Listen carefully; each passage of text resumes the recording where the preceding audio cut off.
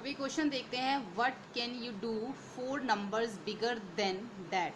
अगर इससे बड़ा कोई नहीं, जैसे इसको जो है सबसे बिगेस्ट नंबर बोला गया है इस चार्ट के अंदर। बिगेस्ट नंबर कैसे है 144। अगर इस चार्ट को हम कंप्लीट करते हैं तो यहाँ पे जब 12 को 12 से मल्टीप्लाई करेंगे तो यहाँ पे 144 आएगा। ठीक है, तो ये इस चार्ट का सबसे बिगेस्ट नंबर हो गया। तो उन्होंने यही बोला है कि जो सबसे बिगेस्ट नंबर है आप क्या करेंगे, what can you do for the number biggest then that. अगर इससे भी कोई बड़ा नंबर अगर आ जाता है तो फिर आप क्या करेंगे, तो हम ये लिखेंगे we can find the factor of bigger number just by reducing the smallest number by division and then using the above chart. अगर इस अबव चार्ट में इससे बड़ा कोई नंबर आ जाता है तो हम उसके भी जो है फैक्टर्स निकालेंगे। Reducing to smaller number, reducing to smaller number का मतलब है कि जब हम फैक्टर्स निकालते हैं वो धीरे धीरे जब होके नीचे स्मॉलेस्ट फॉर्म में आते जाते हैं तो उसी फॉर्म में जो है रिड्यूसिंग टू स्मॉलर नंबर की फॉर्म में हम उसके भी फैक्टर्स ही निकालेंगे। ठीक है, उसके बाद आ जाता है कॉमन फैक्टर। अब यहाँ पे लिखा हुआ right the factor of 25 in red circle and the factor of 35 in the blue circle. अब 25 के फैक्टर हमें जो है वो रेड सर्कल में लिखने हैं और 35 के फैक्टर हमें ब्लू सर्कल में लिखने हैं।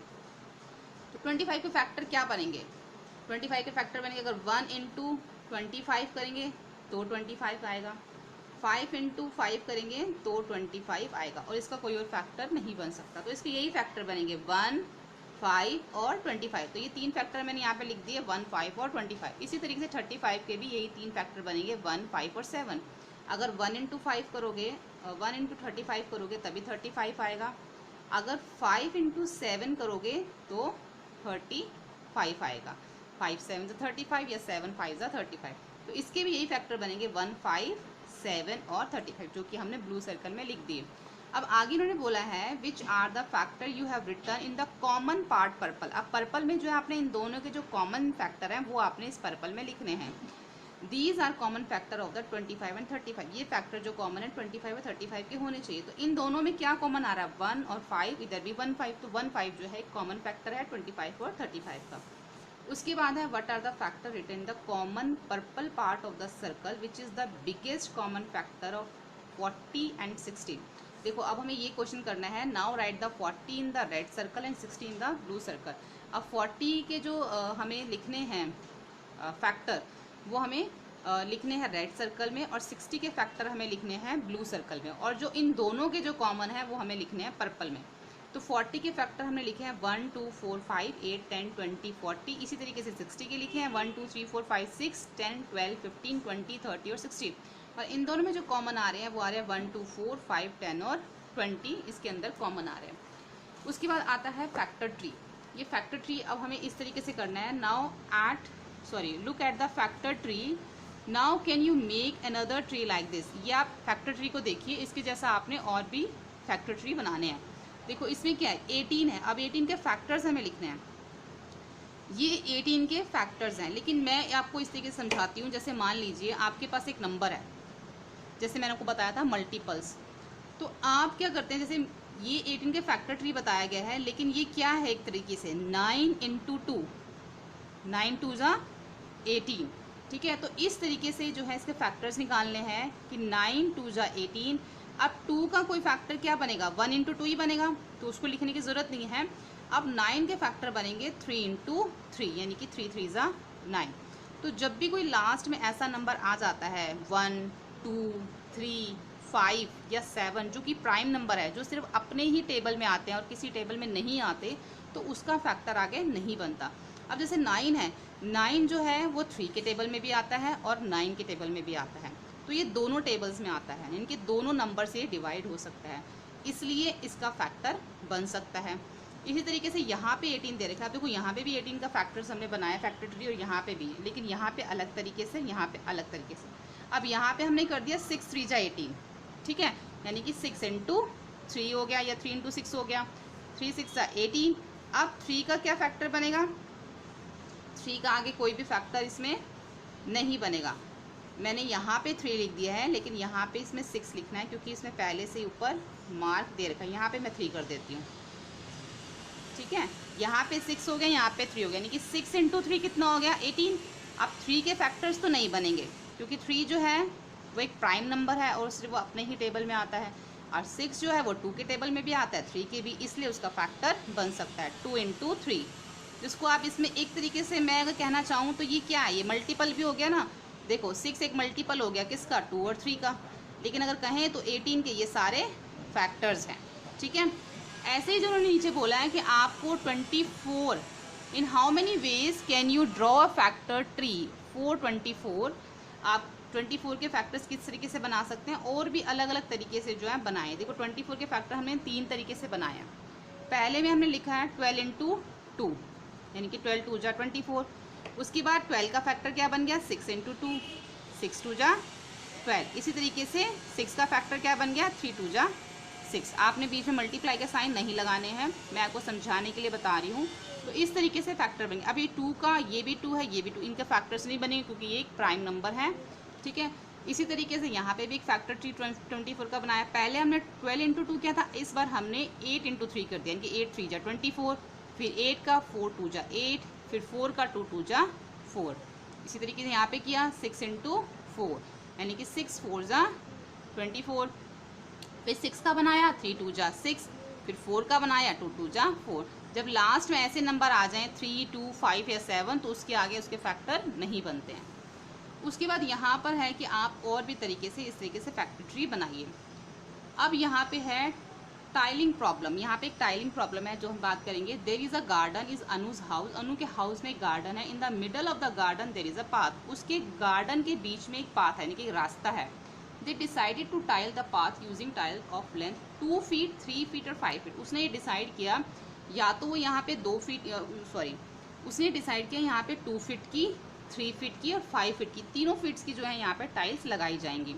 The mason tile the first row with 2 feet tile, जो उसने पहली रो बनाई उसने 2 फीट की टाइल बना दी। सेकंड रो में उसने 3 फीट की टाइल लगा दी और थर्ड रो में उसने 5 फीट की टाइल्स लगा दी।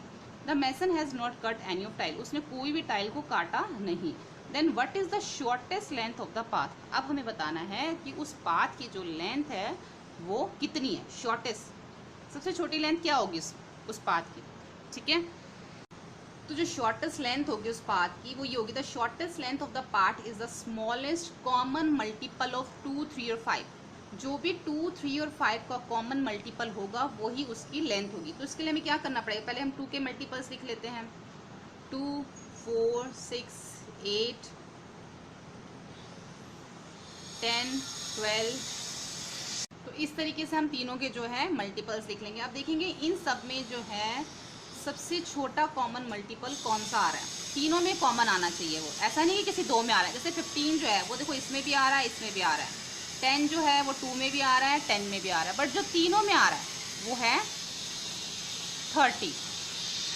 The shortest length of the path कितना आ जाएगा, 30 फीट, ठीक है।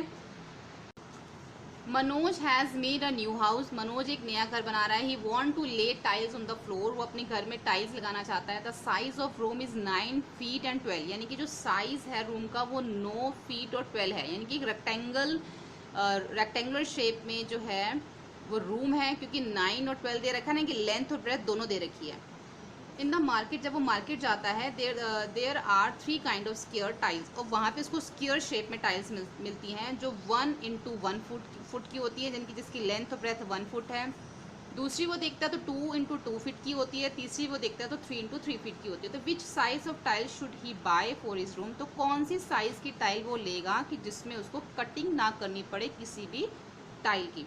अब आप देखिए, अब जो 9 इंटू 12 है, यानी कि 9 उसकी लेंथ या ब्रेथ जो भी दे रखी है यहाँ पे इसमें, और जो टाइल जो स्क्वायर शेप की है उसकी भी लेंथ और ब्रेथ यहाँ पे दे रखी है।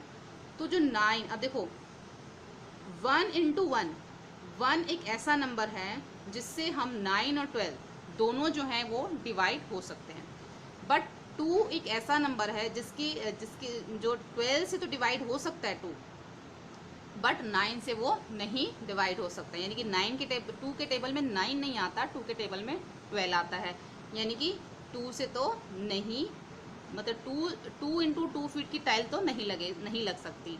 1 की लग सकती है, क्योंकि 1 जो है 9 से भी डिवाइड हो जाएगा और 12 से भी डिवाइड हो जाएंगे। इट मीन्स कि 1 के टेबल में 9 भी आ जाता है और 12 भी आ जाता है। इसी तरीके से जो 3 इंटू 3 है उसमें भी सेम ऐसे ही होगा, क्योंकि 3 के टेबल में 9 भी आता है और 12 भी आता है। तो इट मीन्स 1 फुट की और 3 फीट की जो टाइल है वही जो है इसके रूम में, सॉरी जो मनोज के रूम में है वो लग सकती है। तो which size of should be he buy for room so that he can not lay without cutting. तो हम लिख सकते हैं 1 फुट इंटू 1 फुट और एंड 3 फीट इंटू 3 फीट। तो ये 2 साइज की जो टाइल्स हैं वो इसके रूम में, मनोज के रूम में लग सकती हैं। ठीक है। उसके बाद नीचे दे रखा है Rani, Gita and Nasima live near each other. ये जो तीनों फ्रेंड्स हैं एक दूसरे के घर के पास में रहते हैं। The distance from their houses to the road is 90 feet. The distance from their houses और to the road is 90 feet, यानी कि जो रोड से इनके घर का जो डिस्टेंस है वो 90 फीट का है। ठीक है सबका। They decided to tile the path to the road.